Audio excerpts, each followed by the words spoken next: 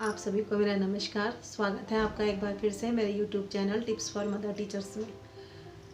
आज की वीडियो में मैं आपको ये बताऊंगी कि जब भी एक टीचर अपनी क्लास में जाती है और अपने बच्चों को जाते ही जब पढ़ाना शुरू कर देती है तो बच्चों का कैसा मन होता है।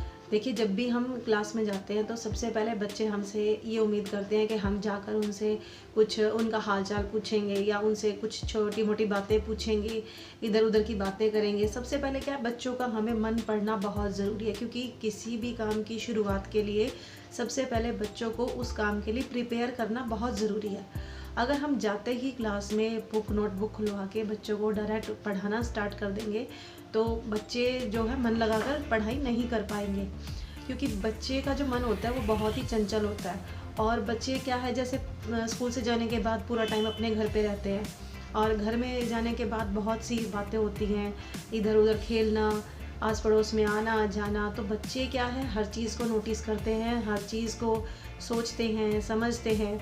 और वो उनकी एक नेचुरल हैबिट होती है कि जब भी हम कल स्कूल जाएंगे तो हम सबसे पहले अपनी टीचर के साथ इस बात पे डिस्कस करेंगे, उस बात पे डिस्कस करेंगे। तो बच्चे क्या है, इन चीज़ों को लेके कुछ ज़्यादा ही जो है उत्सुक होते हैं। वो सोचते हैं कि जब तक हम अपनी टीचर को कुछ भी जानकारी जो हमें पता है वो नहीं बताएंगे तो तब तक क्या है, हमारा काम में मन नहीं लगेगा। कल के दिनचर्या के बारे में या रूटीन के बारे में हमसे कुछ पूछेगी, हमारा हाल चाल पूछेगी कि हमने कल क्या किया, हमने क्या खाया, हम कहाँ गए थे। इस टाइप से क्या है, बच्चे जो है टीचर से ये उम्मीद करते हैं कि हमारी टीचर जो है हमसे इस बारे में पूछे। वो ऐसा क्यों करते हैं? वो ऐसा इसलिए करते हैं क्योंकि वो अपनी टीचर को जो है अपनी फ्रेंड समझते हैं, अपनी माँ की जैसा समझते हैं। जैसे घर में उनकी मम्मी उनसे हर चीज़ शेयर करती है, हर चीज़ के लिए अच्छा बुरा बताती है, ऐसे ही टीचर भी सेम यही चीज़ें बच्चों के साथ करते हैं। अच्छा बुरा बताना, उन्हें हर चीज़ बताना कि ये चीज़ कैसे है, अच्छी है या बुरी है, इस चीज़ से क्या फ़ायदा है, क्या नुकसान है। तो बच्चे क्या है, अपने आप ही अपने टीचर से एक अटैचमेंट फील करना शुरू कर देते हैं। इसीलिए वो कुछ भी उनके दिल में होता है तो वो बेझिझक अपने टीचर से उस बारे में डिस्कस करते हैं। तो जब हम क्लास में एंट्री करते हैं, हम बच्चों को सीधा बुक निकालने के लिए बोल दें या बच्चों को बोले कि आप अपना काम कीजिए या बोर्ड के ऊपर आप डायरेक्ट जाके पढ़ाना स्टार्ट कर दें, तो बच्चे क्या है, अपने मन की बात जो है मन में ही दबाकर बैठ जाते हैं और वो सोचते हैं कि आज टीचर ने हमसे कुछ पूछा नहीं, हमसे कुछ बताया नहीं है और आते ही मैम ने पढ़ाना स्टार्ट कर दिया। तो क्या बच्चे मन मार के पढ़ाई करते हैं। तो मेरा ये मानना है कि जब भी हम क्लास में जाएं, हमें सबसे पहले बच्चों से उनका हाल चाल पूछना चाहिए। ज़्यादा नहीं, कम से कम 5 या 10 मिनट। ऐसा करने से क्या होता है, ऐसा करने से एक अच्छा माहौल क्लास में बन जाता है, जिसमें कि बच्चे खुशी खुशी हम कुछ भी काम कराते हैं तो वो करना मन से शुरू कर देते हैं। और इसी के साथ क्या है, बच्चे जिस भी काम को अगर मन से सीखते हैं, मन से याद करते हैं, तो उस काम को करने का मज़ा ही अलग होता है। तो मेरा ये मानना है कि क्लास का माहौल ऐसा होना चाहिए, बच्चों के साथ फ्रेंडली माहौल होना चाहिए, जिसमें कि बच्चे जो है अनुशासन में रहते हुए, डिसिप्लिन में रहते हुए अपना काम करें, लेकिन बोझिल होकर काम ना करें, मन लगाकर काम करें। तो इसीलिए हमें क्लास का माहौल ऐसा रखना चाहिए कि जिसमें बच्चे बेझिझक काम करें। दूसरा क्या है, जब भी हम किसी भी टॉपिक को स्टार्ट करते हैं, बच्चों को जब पढ़ाते हैं, हम पहले ब्लैक बोर्ड पे डेट, CW या हेडिंग मेंशन करते हैं। तो उसके बाद हमें डायरेक्ट ही जो है बोर्ड पे लिखना स्टार्ट करने से पहले हमें उस हेडिंग के बारे में, उस टॉपिक के बारे में बच्चों को ये चीज़ क्लियर कर देनी चाहिए कि आज का टॉपिक जो है वो किस पर बेस्ड है।